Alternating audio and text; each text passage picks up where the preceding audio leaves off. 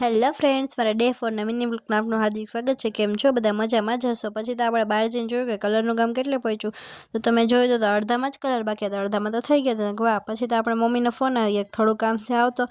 પછી તો આપણે મમ્મી પાસે પણ ગયા। પછી તો આપણે બહાર જઈને જોયું કે કલરવાળા ભાઈ તો કંઈક જુગાડ કરી રાખ્યો હતો। મેં કહ્યું વાહ! પછી તો હું મારી રામપ્યારી લઈને નીકળી ગઈ હોસ્પિટલ પહોંચીને જોયું તો કેટલા પેશન્ટ હતા અને મમ્મી પણ એનું કામ કરતી હતી। તમે જો મમ્મી પણ ઓનલાઈનમાં એનું કામ કરે છે જોબનું। પછી તમે આમ જોયું તો એટલે મેડમ પણ બેઠા હતા। પછી તમે ઘરે જઈને જલ્દીથી બધું મેં મારું કામ પતાવી લીધું। પછી તમે હોલમાં જઈને જોયું તો બહુ બધું કામ હતું। મેં અરે રે આ કામ કેદી પૂરું થાય। પછી તો ધીમે ધીમે અમારે ટ્યુશનનો ટાઈમ થતો હોય તો હું તો પછી નીકળી ગઈ ટ્યુશન જવા।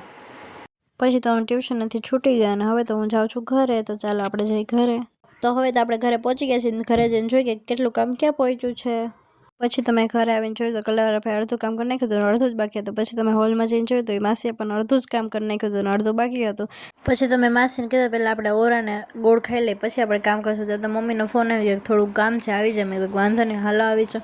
તો આપણે ત્યાં ગયા તો મમ્મી કે આ વસ્તુ ખાલી ઘરે લઈ જવાની છે। મેં કીધું વાંધો નહીં। પછી તો મમ્મીએ પણ હાઈ કરી દીધું ને પછી તો હું એ વસ્તુ લઈને નીકળી ગઈ ઘર જવા। પછી તો રસ્તામાં એક દુકાન આવી ગઈ, મેં તો ત્યાં ગાડી ઊભી રાખીને મેં તો થોડીક ભૂખ લાગી, હાલો થોડોક નાસ્તો લઈ લે। પછી તમે નાસ્તો લઈને ઘરે વહી ગઈ।